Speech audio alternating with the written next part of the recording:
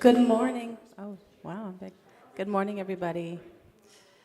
Okay, let's stand up and sing Spirit of Life together.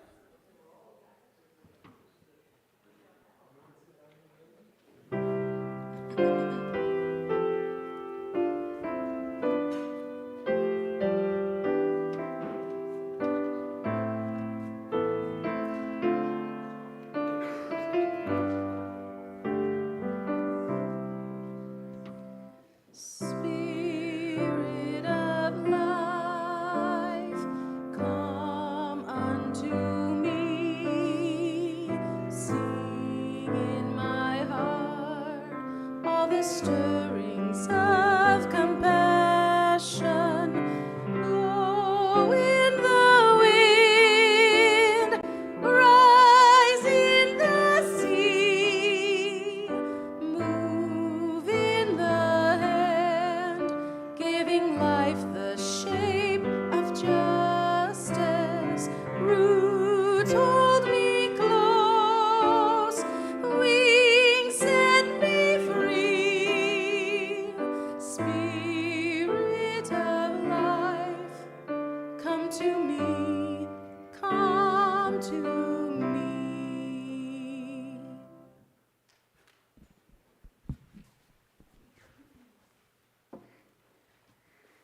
Good morning, everyone. Good to see you. If I'm moving slow, thank you. If I'm moving slow and look tired, it's because I am. It's just one of those things where I was racing the sun overnight and I won by a long shot. So, but I'm always energized to be here in such good company. So welcome to one and all to the Unitarian Universalist Church of Spokane, where we join together to create a nourishing liberal religious home and to champion justice, diversity, and environmental stewardship in our wider world. Or as we say in short, to create community, find meaning, work for justice, and I'm adding live justly. So again, welcome to each and every one of you. We begin, as we always do, by welcoming all that you come with, your unique beliefs, your background, your lifestyle, your experiences, your differences, all that helps make you who you are. And this includes those of you who are in the room with us here at our early service. Glad to have all of you, as well as the many of you who are live streaming with us this morning, wherever you're at. It's always wonderful knowing that you're here with us too. So welcome to one and all, and thanks for being here.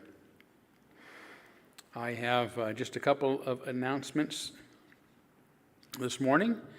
One, I want to give you another reminder that the Spokane Alliance, of which our church is a member, is asking for our support of a new community workforce agreement that will ensure public funds invested in Spokane projects will create quality jobs, support underrepresented communities, and invest in local workers. The City Council is now scheduled to vote on this during its August 25th meeting, so please plan to attend that if you can. And if you want to show your solidarity by wearing one of our colorful UUCS t-shirts, I think there are still some you can purchase in the back there. Okay, great. Oh, they're on the table, so you can even see those yourself. And Karen Dornsteele is here this morning. If you have any questions about that, you're welcome to ask her. Barb Stubing, I think, will be here during the second service. And I'm gonna just keep giving these ads whenever the opportunity is, because I so believe in our musical talent, including Jackie Sandberg, that I want the whole community to know that they're here and should be heard. So your next opportunity to hear the Jaxie Duo, which is Jackie Sandberg and Madeline McNeil, is going to be on Wednesday, August 20th, which again will be at Emma Rue's Cocktail Lounge, right? And the performance begins at 7, I believe, 7 p.m. So put it on your calendar, have a nice cocktail, and I know it's got to be even better, a better musical experience, as good as the cocktails might be. So there you go.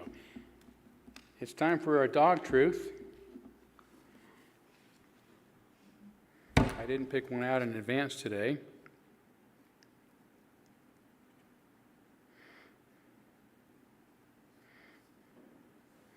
All right, I'll give you, this is, somebody sent this to me, I'm forgetting who, several things, but there's a whole list of prayers, dog prayers, the kind of things dogs would pray for. So I've got 3 brief ones I'm going to read. One is, Dear God, is it true that in heaven, dining room tables have on-ramps? Dear God, more meatballs, less spaghetti, please. And finally, dear God, if we come back as humans, is that for being good or bad? All right. With that said, let's take a few moments, as is our custom, to greet one another, whether you're here in the room or in some way, if you're live streaming with us, feel free to shoot us a text or give someone a quick call.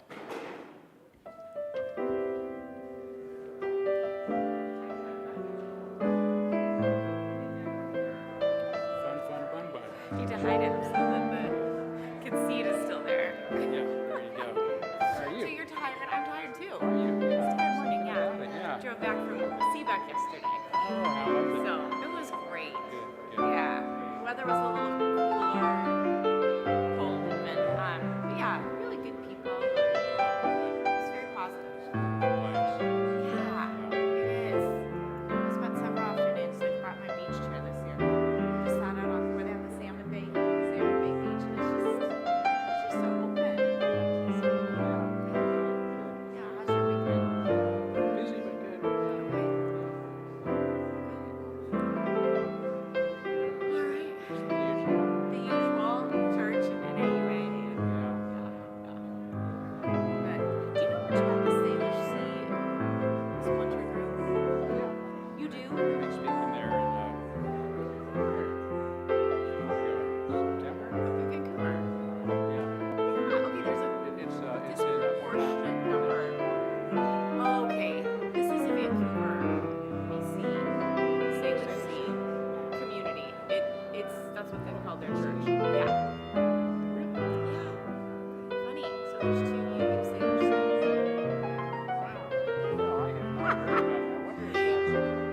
So it was a splinter group from one of the big, like the first. We're talking about the Port Townsend Church. In Vancouver must be wrong, yeah. Must be wrong. Well, these people live in Vancouver. This Salish Sea Church has about 50 people. They don't have a building. Split off from the Port Townsend Church. Is Port Townsend near Vancouver? I mean, would you go there if you lived in Vancouver proper?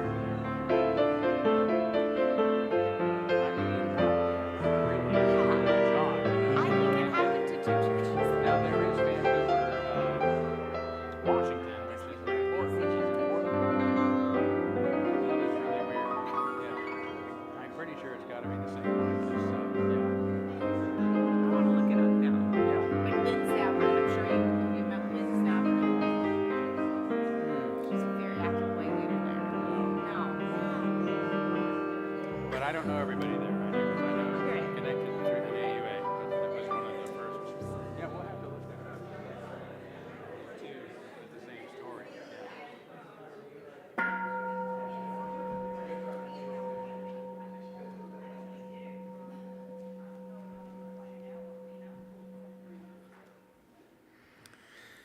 Okay, and more opportunity as always to visit with one another during our social period following the service, so please feel free to stay for that. Grab a cup of coffee or tea and some great conversation. But we will move forward now by lighting our chalice, which is the symbol of our unity and our solidarity, of our openness and our inclusion, of our community and our individual uniqueness. May this small flame be our offering of warmth to those who are cold and alone, and a light to those in darkness. May it be a flame that ignites justice in our world, and a beacon of hope to those in need, and may it reflect at least a spark of truth wherever truth has been lost, and cast a healthy shadow of doubt wherever it's been found.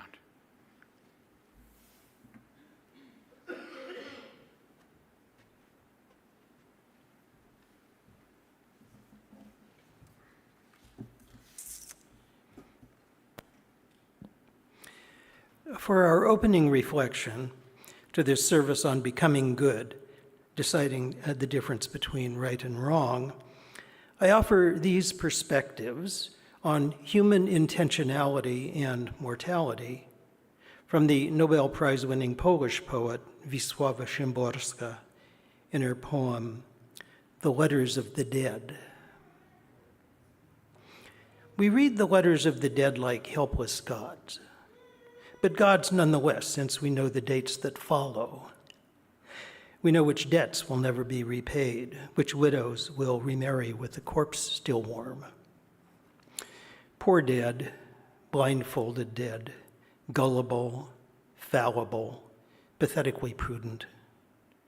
We see the faces people make behind their backs. We catch the sounds of wills being ripped to shreds.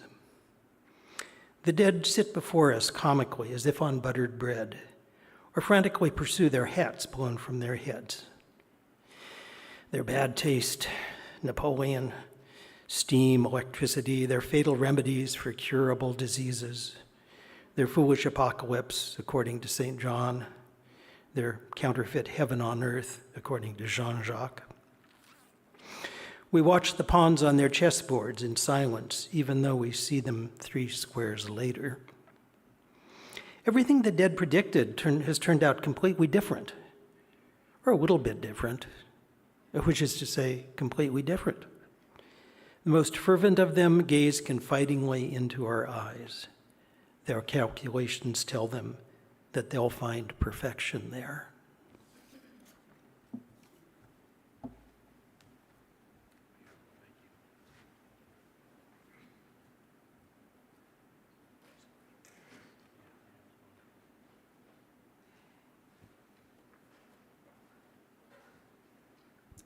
Why don't you join us and sing There Is More Love Somewhere?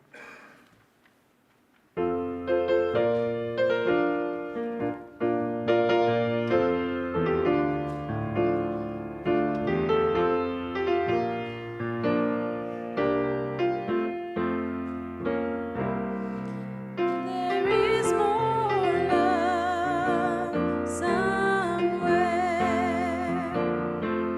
There is more love somewhere.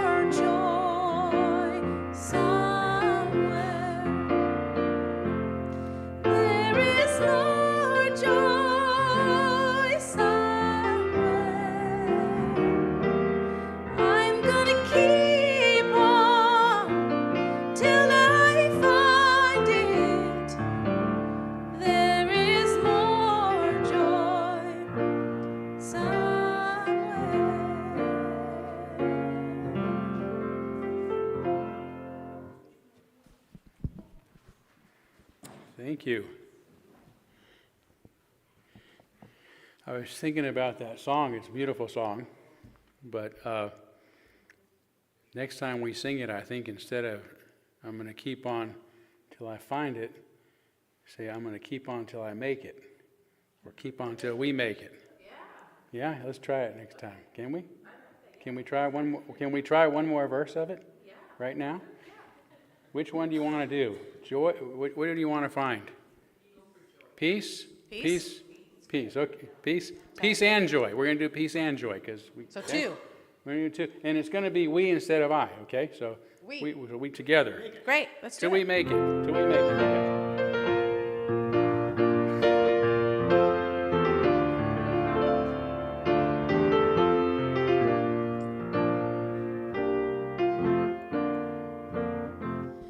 There is more peace somewhere. There is more peace somewhere. We're gonna keep on till we make it. There is more peace somewhere. Joy. There is more joy somewhere. There is more joy somewhere. We're gonna keep on till we make it. There is more joy somewhere.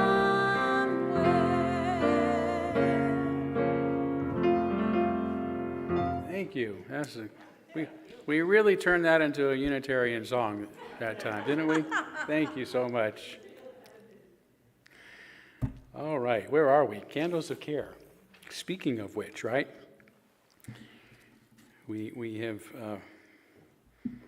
for some time been lighting candles of concern for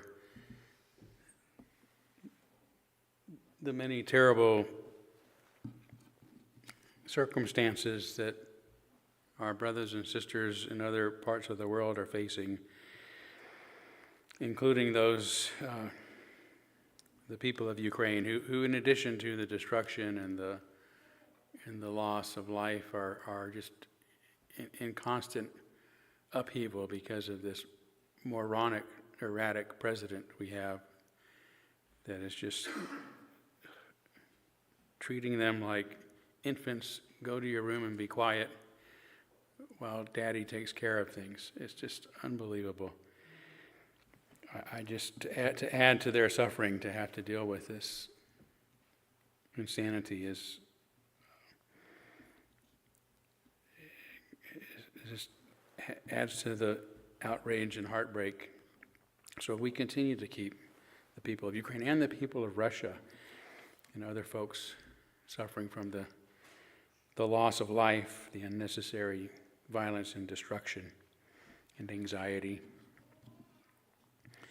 as well as a candle on behalf of the Palestinian people, people of Israel, Iran, Syria, caught up in the uncertainty and the grips of someone I would consider an authoritarian madman myself at this point. And of course, same situation here in our own country for the millions of people who are immigrants in this country, people who have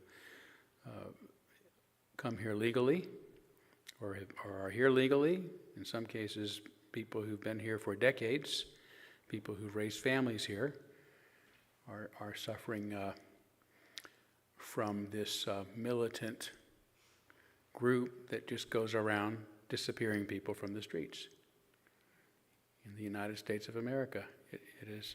How many of you caught Governor Newsom's comments a couple of days ago where he said, I'm tired of hearing people saying nothing surprises me anymore.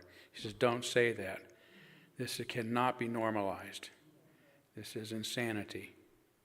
This is not normal, and we cannot get used to it. Anyway, I hate to turn Candles of Care into a sermonette, but it is really hard not to do when we bring up the emotions that are connected with our care and concern for folks everywhere today. But I will stop speaking now and offer that usual moment of silence on behalf of others you might be thinking of, and as always, you're welcome to name them aloud if you'd like.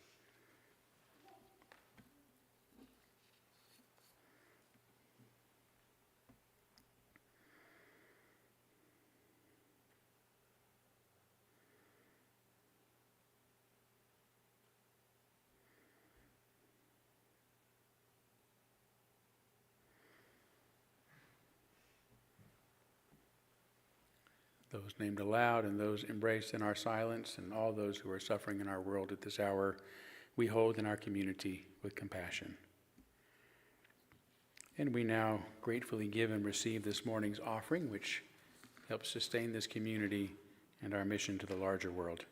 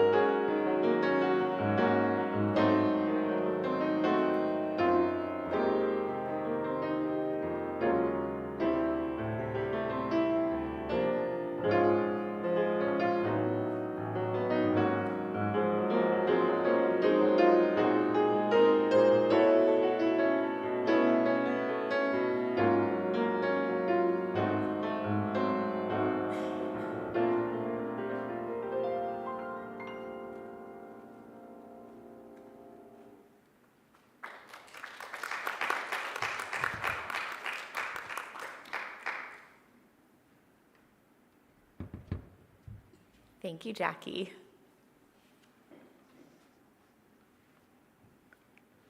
Oh, Bun Bun says thank you too. He enjoyed it from under the podium. Well, this morning I've got Bun Bun here this morning. Oh, you're feeling chatty? Oh, well that's good. That's sort of a different speed for Bun Bun. Well, what do you say we just chat? Great. Like Todd, I'm feeling a little bit tired because I spent all day yesterday driving home from the Elliott Institute at Seabeck, which is a church camp where you use friends and their families. What would you like to know, Bun Bun? He wants to know what I ate. Well, every day at lunch and dinner, there were carrots available in the salad bar. So Bun Bun would have liked that. For breakfast, I had yogurt and berries and peanut butter. There were eggs and coffee that was okay. The coffee was okay. It wasn't bad. What else do you want to know, Bun Bun?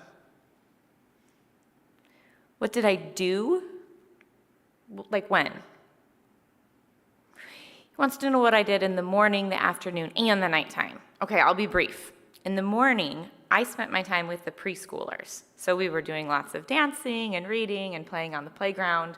But the other grown-ups were in the morning service, where they were listening to a speaker who I think also was teaching them lots of singing and dancing and improv games. And then after lunch, people kind of got to do whatever they wanted to do. There was a swimming dock, there were boats, there was an entire building full of craft supplies. There was a choir that you could join, hikes that you could take, kind of whatever you wanted to do until the dinner bell rang at about 6 o'clock. And then in the evening, you could also kind of do whatever you wanted to do, but there were coffee house performances, talent shows, game shows, TED Talks. There was always something to do at Seabeck until curfew at 11 p.m. Some of the grown-ups even stayed past curfew to play a game called Encore. What did I learn? Well, that sounds like the kind of question I would ask you, Bun Bun. I think I learned that we are all connected to one another. Some of these people have been going to Elliott for decades, since they were little tiny children, and now they're bringing their children. Some of them even have grandchildren at Elliott. This was only my second year, but I still feel very connected to these people. Camp is a special place where, in spite of age differences and geographic locations, lots of my new friends are from Canada, in fact, you can feel connected to people. And I'm already excited about going to see them next summer at Elliott. Do you want to come with me? All right, we'll see if we can stow you away in my suitcase. Bye for now, Bun Bun.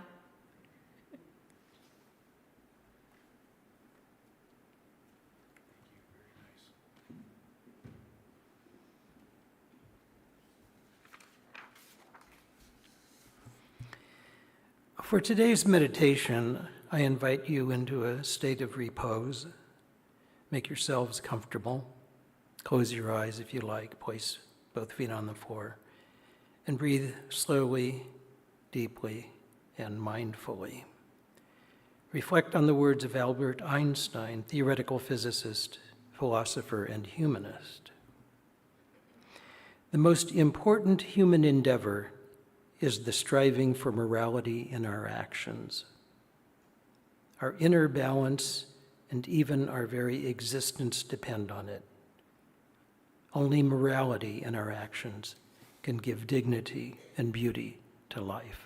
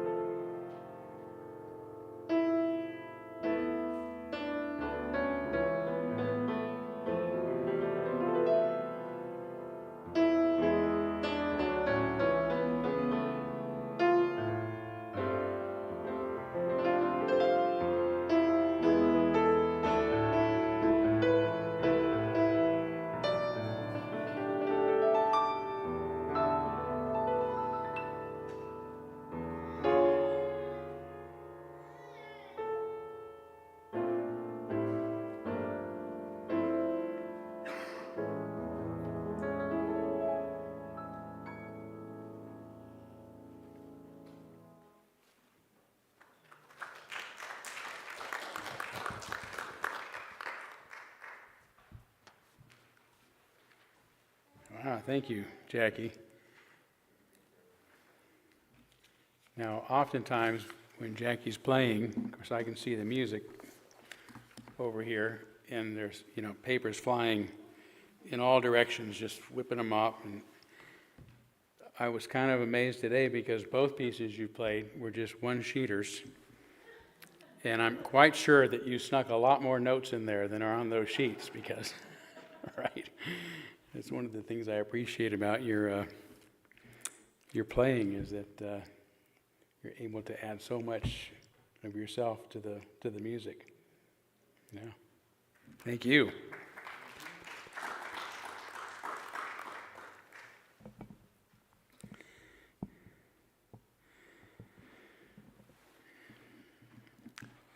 So millions, a lot of us in the room here will remember, millions of U.S. citizens took to the streets in protest of the Vietnam War, largely in reaction against reports of the cruel and indiscriminate killings of innocent civilians by the U.S. military. They chanted phrases like, "Hey, hey, LBJ, how many kids did you kill today?" Or "Stop the war, stop the killing," and angrily hurled accusations of murderer, baby killer. This atrocious disregard for innocent human life was so blatant that the nation's military, that's when the military began using the phrase collateral damage to officially describe the civilians being killed in its brutal bombing campaigns. During the Gulf War in 1991, the invasion of Afghanistan beginning in 2001, and the Iraq War starting in 2003, almost everyone was using this sanitized phrase. The U.S. military, the news media, and ordinary citizens, right? It was no longer shocking. It was no longer surprising. It became usual. We use it referring to the hundreds of thousands, probably more like millions, of innocent people killed in the aftermaths of these events.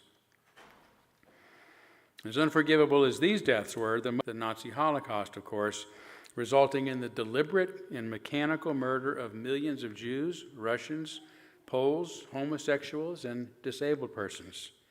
They referred to these planned exterminations as the final solution, to their mass executions as special treatment, to their arbitrary arrest of innocent people as protective custody, and to their removal as cleansing and purification, and to the killing of those with disabilities as mercy killing, or with the scientific term euthanasia, as if they were doing these particular victims a kindness by ending their suffering. Relations where they only processed those they had merely deported. Such language allowed Hitler confronting himself with the two true consequences of his evil heart.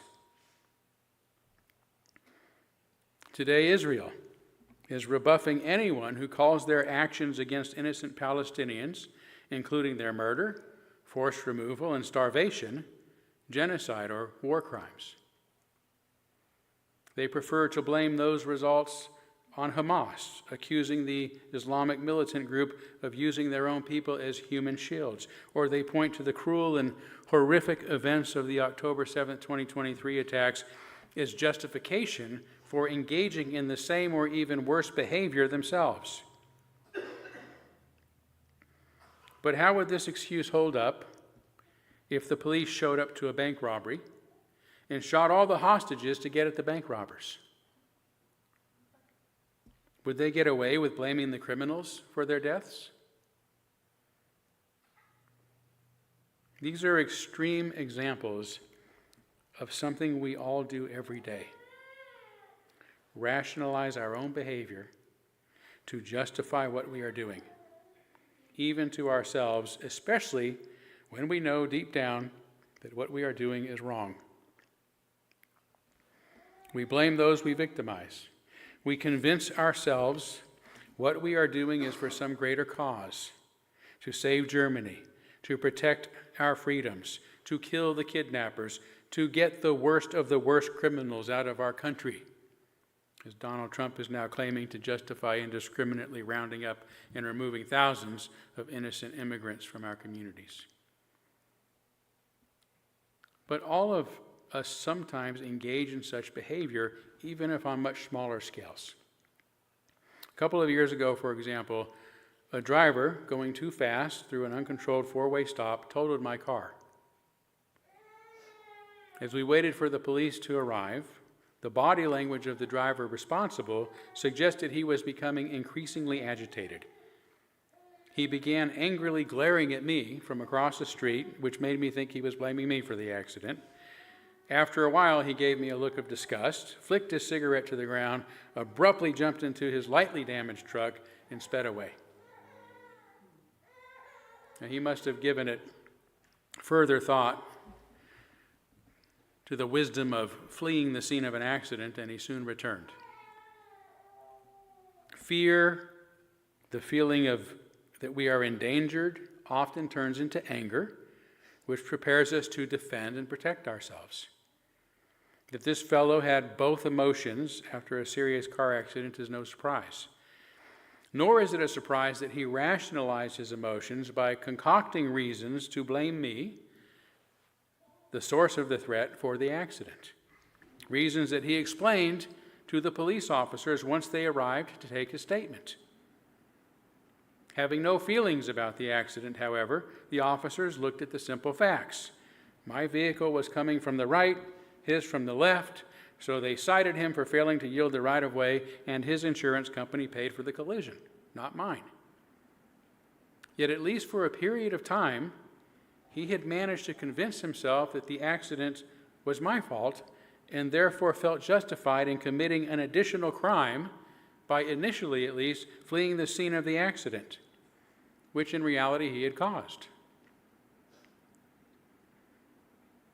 But even this example is too big. The same dynamics can emerge over the slightest and most insignificant matters, like which sports team is best, whether a movie is good or not, what color we should paint the walls, where we should put the furniture, or any other matter of mundane importance. We have a subjective feeling about an issue, big or small, then we rationalize that feeling by translating it into an idea. We then moralize that idea by considering it not only right, but righteous. Thus, we feel that we have a moral obligation to protect it against non-believers, which means anyone who might simply disagree with us. We do this because, as Socrates said, no person knowingly does evil. Very few of us want to be the bad guy in our own story. So we rationalize our true motives to make ourselves seem the hero, no matter how wrong or harmful our behavior is. We are the heroes because we are protecting the world against evildoers. Even Hitler did not consider himself an evil man, but the defender of Germany, which he rationalized by demonizing and blaming the Jews, among others, for the nation's woes, and by using euphemistic language to deny what was really happening, denying it even to himself. Such repression is also why the U.S. government and military, and later the news media and the public, used the term collateral damage to describe the indiscriminate killing of untold numbers of innocent civilians in the countries that it invaded and occupied. It's why just this week, Israeli Prime Minister Benjamin Netanyahu described his intention to occupy Gaza City as freeing it. He's going to liberate it.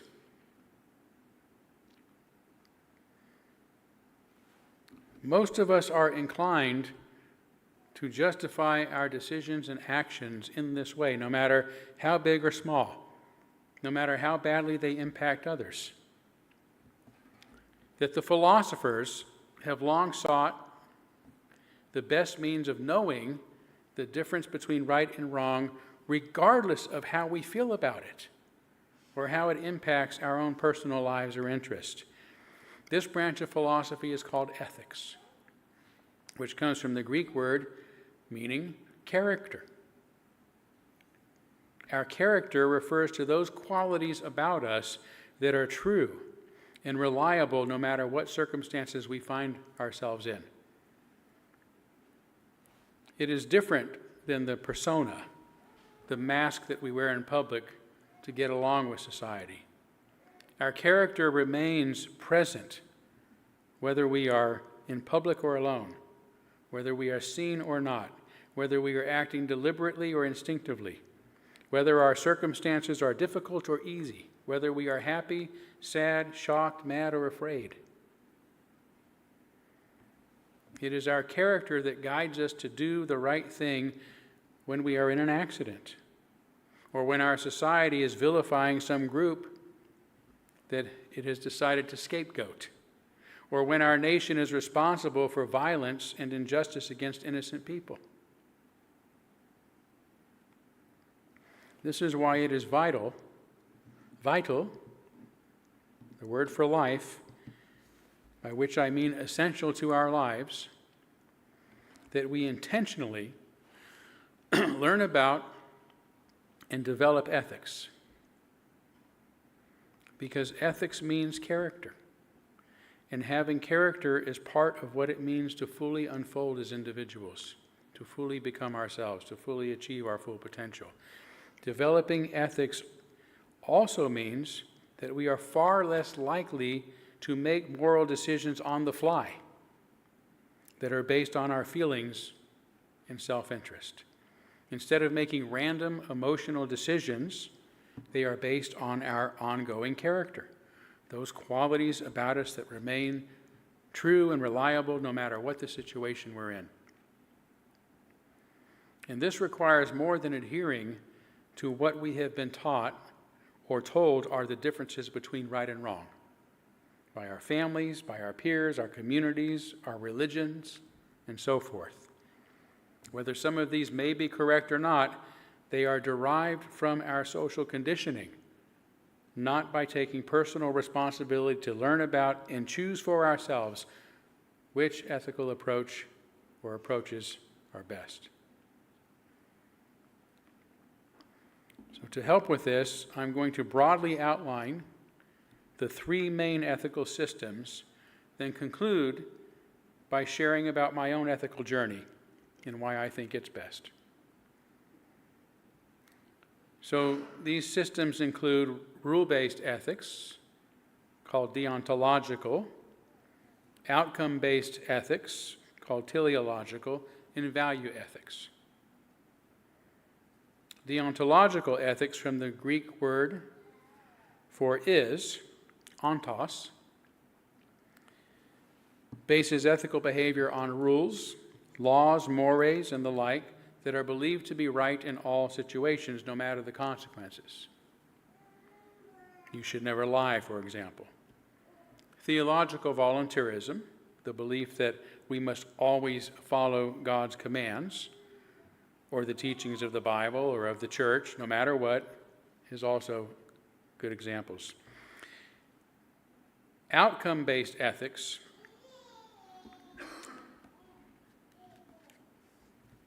or I should say rule-based ethics focuses on the question of what is the right thing to do. Right? What is always the right thing to do? What are the rules we can have in our hip pockets that will guide us in any situation? Teleological ethics, from the Greek word for end, telos, bases ethical behavior on its results, its outcomes, like achieving the greatest amount of good for the greatest number of people, for example, as in utilitarianism, even if it means sometimes breaking the rules. And this is the thinking and justification for engaging in civil disobedience, for example. Outcome-based ethics then, rather than asking what the right thing to do is, ask what is the best thing to do. Think about those two questions. What's the right thing to do versus what's the best thing to do? Two very different approaches to the problem of ethics. Now, I consider value-based ethics a hybrid of these two opposites. It focuses on certain overarching principles like justice, equality, charity, compassion, and so forth, without being overly directive, yet also is bound by more than just the end results or the outcomes. Right? It allows us to remain free to choose the best way of adhering to our values. It gives us agency, ethical agency. Kant's categorical imperative, which you often hear me mention, that no person should be treated as a means to somebody else's ends, but should be considered an end within themselves, is a good example of a broad value that is non-directive. In keeping with what we know about moral development, we all start off as deontologists, right? Rule-based, feeling that right and wrong are determined by following or breaking the rules taught to us by some external authority who knows better than us. And this is accompanied by a punitive mindset, the idea that rule breakers should be punished, and that our own actions are wrong only because we were punished, or because we might be punished, not because there is anything intrinsically good about the rules themselves. As adults, we should outgrow this mindset, although some of us don't. Those who don't simply find surrogate authorities, other than their primary caregivers, to continue this pattern of thinking. Perhaps they become rigid law and order moralist or strict adherents of the moral teachings of their particular religion. Like all of us, I began as a deontologist, wishing to obey the instructions of my parents, which, despite their own very serious moral shortcomings, probably kept me safe, at least at times. I still follow the rule of looking both ways before crossing the street. These rules of thumb are called heuristics, a method of making good choices without having to give it any advanced thought. And I continued as a deontologist throughout my youth, having come to believe right and wrong were best determined by following the tenets and teachings of my conservative Christian faith.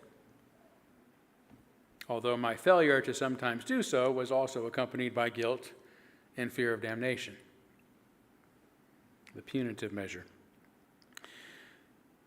But after studying ethics for the first time while in college, I very quickly shifted to teleology, meaning that I was far more concerned about the outcomes of my moral decisions than their means.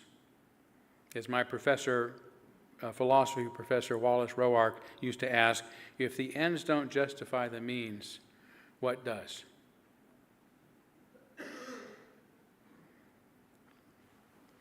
Outcome-based ethics gave me a lot more freedom, agency, and personal responsibility for making my own moral choices.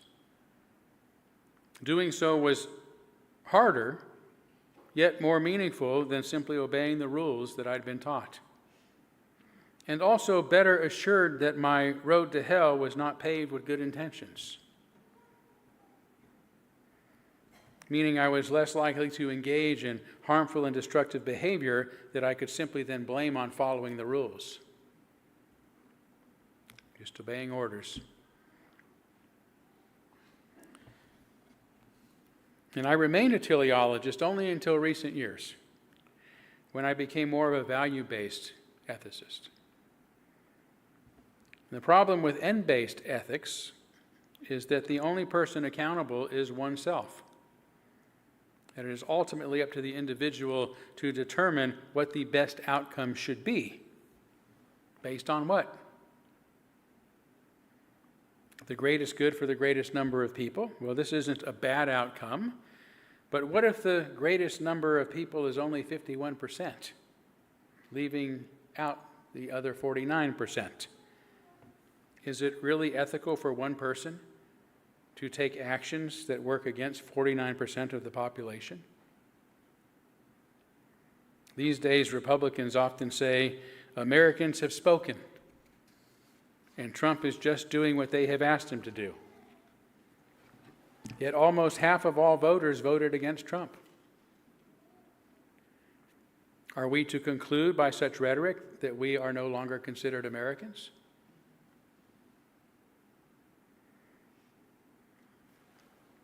By this same logic, shouldn't most nations be mostly working in the interest of India and China, since they have the largest populations? Wouldn't that be the most moral thing for us to do?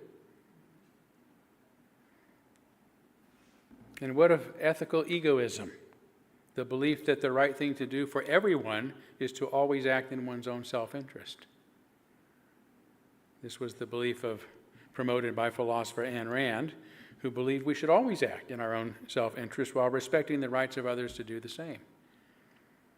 It's akin to the idea of laissez-faire, the economic and political doctrine advocating for minimal government intervention in the affairs of individuals and businesses, so that the invisible hand of capitalism magically works in the best interest of everyone.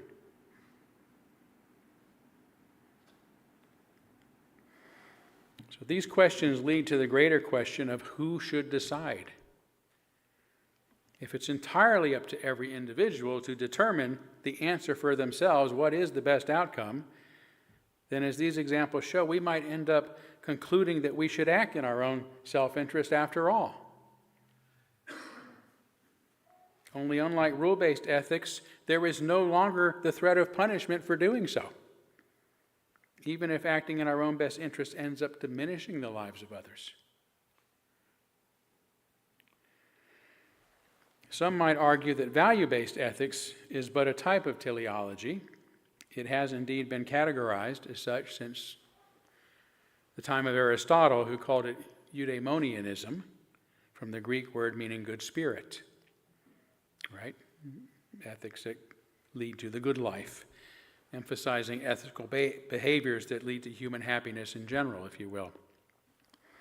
But I consider it a hybrid of the two because rather than being based on a large set of rules to follow, or one overarching categorical imperative, it can be based on several broad values or guiding principles, right, that can serve as heuristics for us, as maps that guide us in every situation. The first person to have advocated for value-based ethics was Zeno of Citium Cyprus, 300 years ago, the founder of Stoicism. Zeno considered values, which he called virtues, the greatest good, because he said they're the only things that work in every situation. He said that all else is indifferent, meaning nothing else matters. Our values, our virtues are all that matter when it comes to ethical questions, including our self-interest, don't matter. So it could be that following our values results in our benefit or causes us to suffer. It could make us millionaires or impoverish us. That's not the point. Neither is the point. We don't do it to benefit ourselves nor to protect ourselves from the suffering that might result from following our values. Our goal must be to uphold our values, no matter the consequences. Yet because our values are broad, they stand to result in the greater good. Right? These broad overarching principles. Zeno's virtues were wisdom, courage, justice, and temperance. And if you knew much about the history of the time in which he lived, those virtues made great sense. The 7 principles that Unitarian Universalism recently abandoned, shockingly, sadly, beginning with the inherent worth and dignity of every person, are a more recent and I think better list of values, at least for our time, that we should all adhere to in any circumstance, regardless of the consequences to our own lives. I also believe value ethics represents the highest stage of moral development as outlined by developmental psychologists. The founder of this field, Lawrence Kohlberg, said that this stage, which he called post-conventional morality, is based not on the authoritarian punitive model of early childhood pre-conventional stage, nor the social laws and expectation of the middle conventional stage, but upon the universal ethical principles that apply to all people in all situations. Such validation is another reason that I feel confident that value ethics is the best way to go. These days, I define my values as freedom, reason, and tolerance, and most importantly, human dignity. My main ethical drive is toward human dignity and fulfillment, which I believe can only be achieved by creating social circumstances in which individuals are free to think and speak and choose our own purposes with equal access to the protections and benefits of society. That's what freedom means to me. Free to speak, free to think, free to act, free to participate. And societies in which we are free to reason for ourselves, right? When we say freedom, reason, and tolerance, we're not merely talking about thinking well, thinking rationally. I hope you do. That's another thing to learn, is how to reason well. But from a liberal or enlightenment perspective, reasoning, our commitment to reason means my respect for you to think for yourselves, right? We don't need governments or religious dogmas or doctrines forced upon us, telling us what we can and cannot believe. So freedom, reason, and then tolerance. Tolerance being the recognition that where we are different, where we do disagree, we live and let live. Right? It's not a high bar. We don't have to like each other. We don't have to love each other. We don't have to embrace everything that is different or things that we disagree with. We just have to make sure that the people that we disagree with have the same protections and the same rights and the same opportunities as we do. Now, another name for my particular value ethic, as you've often heard me say, is the humanistic ethic. The belief, as Erich Fromm put it, that the sole criterion of ethical value must be human welfare, right? The bottom half of Maslow's pyramid, human welfare in general.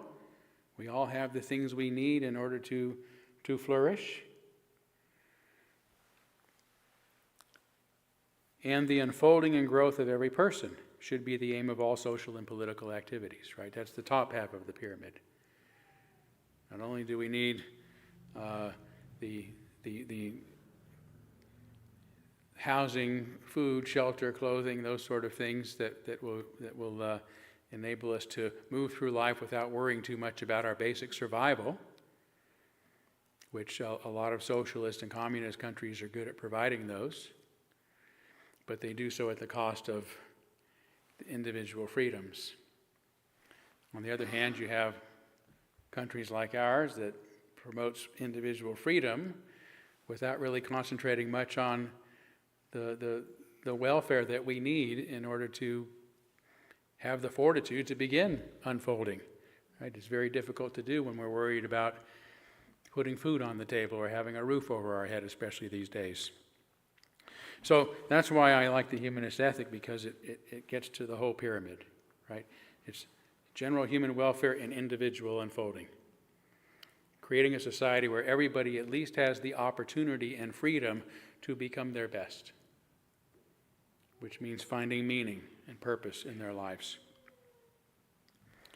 So whether you agree with where I've ended up or not, the more important point is that my struggle to understand ethics and to know what the best thing to do is has changed over time.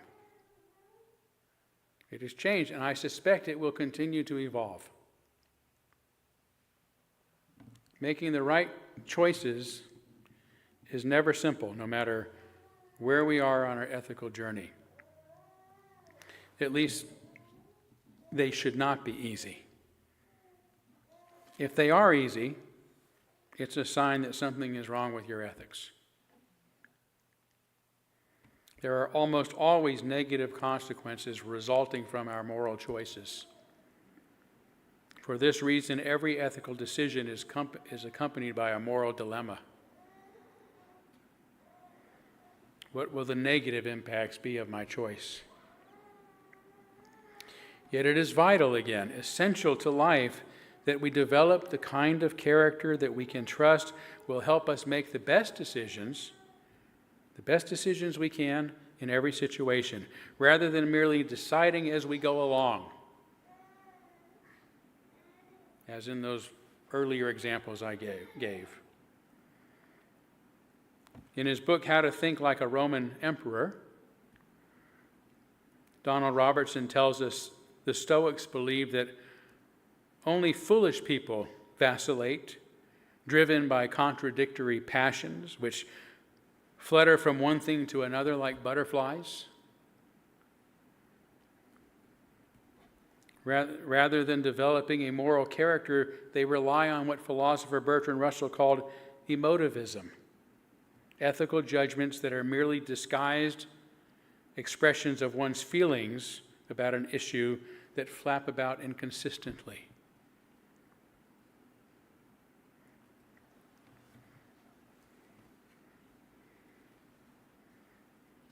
How many times do you hear somebody explain something by saying, I feel this way, I feel that way, I feel this way? I don't care. In fact, I don't even care if sentences begin with, I think this, I think that, unless it's followed by a because. Why? Why do we feel the things we do? Why do we think the things we do? Why do we make the choices we make? Those are the questions we have to ask. Because such unpredictability, as I discussed earlier, can lead to some of the most unforgivable cruelties in history. Yet tragically, unbelievably, our society doesn't teach us ethics.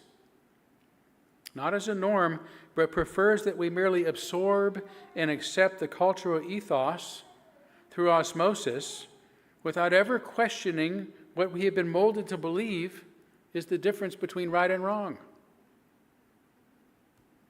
This means that it is up to us as individuals to take responsibility to develop the kind of character that we can trust will guide us towards doing what is best, no matter what. But remember that it is a lifelong journey, for we are, or at least we should be, always in the act of becoming good. Thank you. Thank you.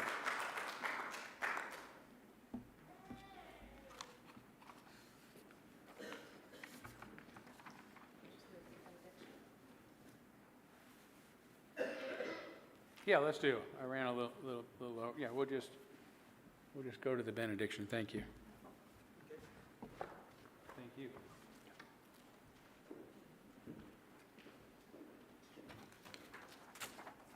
I'm going to go to the benediction directly.